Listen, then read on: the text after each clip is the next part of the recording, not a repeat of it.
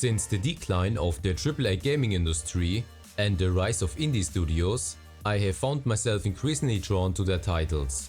Those developers take risks and prioritize what truly matters in the game, while cutting out most, if not all of the BS. Ghostlore is one of those titles.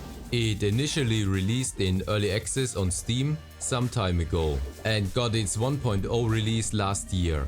It's an isometric ARPG with pixel graphics, set in a seldom explored location in video games, which is Southeast Asia. But not only does the game offer this unique environment, it also features over 40 enemy types inspired by real-life Southeast Asian folklore. This fresh approach is a welcome change from the countless demon-slaying adventures of games like Diablo and other Western ARPGs. You begin as an apprentice to a seasoned ghost hunter, who, realizing his age, entrusts you with their responsibility.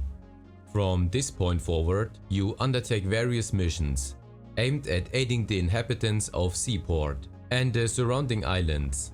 For instance, you might assist an inventor with her machine aimed at restoring the dimensional barrier between our world and the spirit realm. While the storyline itself is rather straightforward, serving primarily as a catalyst for action and the introduction of new adversaries, there are avenues to delve deeper into the game world. Interacting with NPCs and receiving background information on each island during loading screens can offer additional insights. Furthermore, your log provides detailed information about encountered enemies. One noteworthy and unique aspect of the game is its setting in modern-day reality, complete with cars, scooters, and so on. The game's mission structure is simple enough. You will battle through hordes of enemies until you reach your goal, typically facing one or more bosses. However, where the game truly shines is in its gameplay variety and depth. It offers access to 6 distinct classes, each with its own unique abilities and playstyles. The Adept resembles a monk with psychokinetic powers, boasting abilities such as Psychic Shield and Pressure Point attacks, along with defensive passives like Telekinesis, Third Eye, and After Images. The Exorcist offers skills like auto-targeting Seeker Talismans and quality of life enhancements like Exorcise, which directs minions to target specific enemies. Additionally, the Feedback Loop ability ensures a steady mana supply.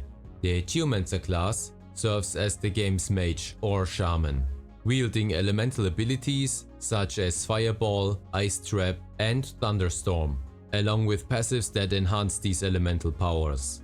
The Hashashin class embodies the Sneaky Rogue archetype, featuring high movement speed, invisibility, and poison attacks, complemented by aggressive, damage-focused passives like Analyze Weakness and Nothing Personal.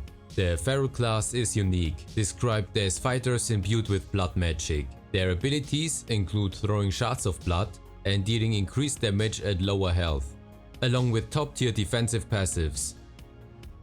Additionally, they have the ability to transform into were-tigers.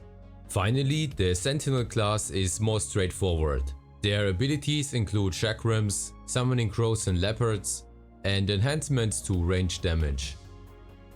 Unlike most other ARPGs, in Ghostlore you can mix up to 3 classes once you reach level 30. This allows for vastly different types of builds, thanks to the combo system that lets you combine skills from different classes into something entirely new.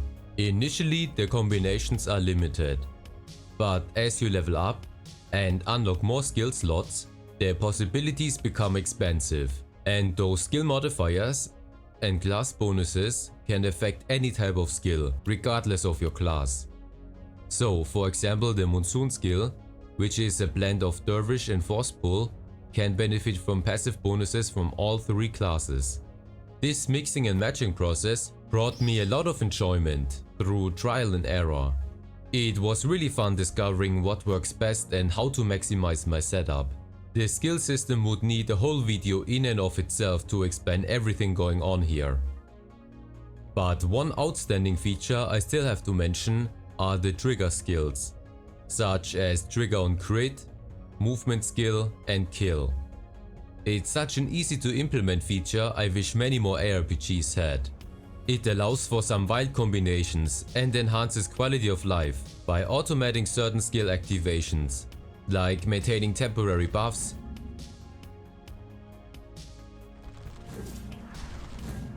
or summoning minions. This amazing unique system isn't all though. It gets supported by glyphs. We have compound glyphs that come in 4 rarities, which grant us different passive bonuses depending on their rarity, plus additional effects from simple glyphs that get socketed inside of them. Here you will be playing Tetris, with again having very limited choices at the start, but once you reach level 50, you can socket up to 12 compound glyphs in here. What's really cool is that the compound glyphs can be reshaped or re-rolled at the calligrapher. So if you found that neat purple one, but it doesn't fit, you can change the shape here. And the resource for reshaping is easily gained by dissolving other glyphs.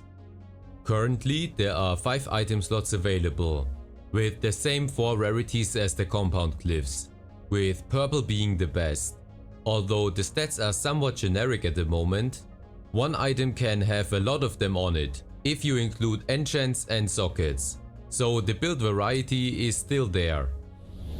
Last year they announced some future plans, like bringing in more item slots and legendary items with unique affixes. And we just got another patch that mentioned them again, so those items will come sooner or later. Those items will be a great addition and would significantly deepen the game, akin to legendary items or sets in Diablo. Another unique aspect of the game is its food buffs. At an NPC in Seaport, you can cook and equip different dishes with various benefits to your character.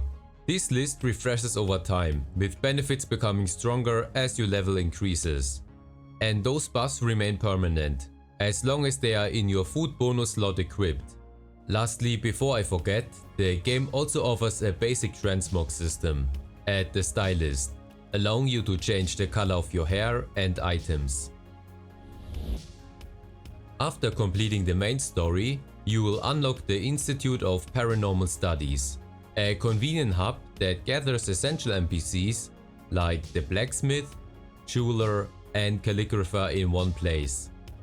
However, the primary focus of the Institute lies in the missions you can initiate here. These missions serve as the game's equivalent of PoE maps, featuring inherent effects and additional modifiers that you can slot into map slots. In addition to regular loot and experience, completing these missions rewards you with a unique resource called Hell Nodes, which serves as a currency for another endgame activity called Hell Gates, which are similar to Diablo Rifts. In Hell Gates, you can obtain map data as drops, creating an interconnected loop between the 2 activities. Additionally, you can acquire Hell Ingots, which are used to fine-tune the stats on your items. The fact that there are 2 fleshed out endgame systems that get increasingly harder means that you have the potential to play this game for dozens of hours and just enjoy the build variety it offers.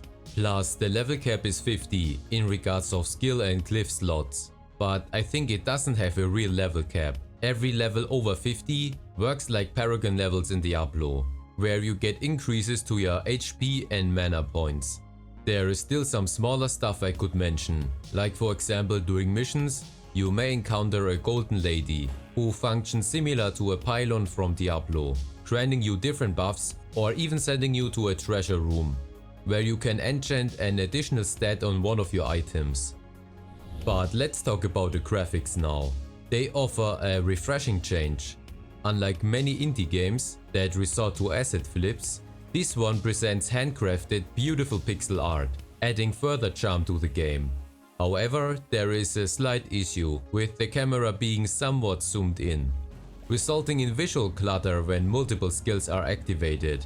This, coupled with the inability to rotate the camera, can occasionally cause confusion during gameplay.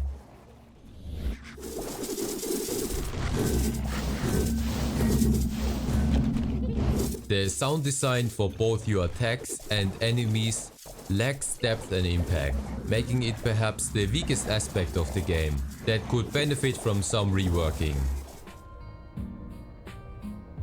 While the music is unique and occasionally enjoyable, it tends to be too quiet, even at maximum volume, especially when competing with the sound effects of your attacks.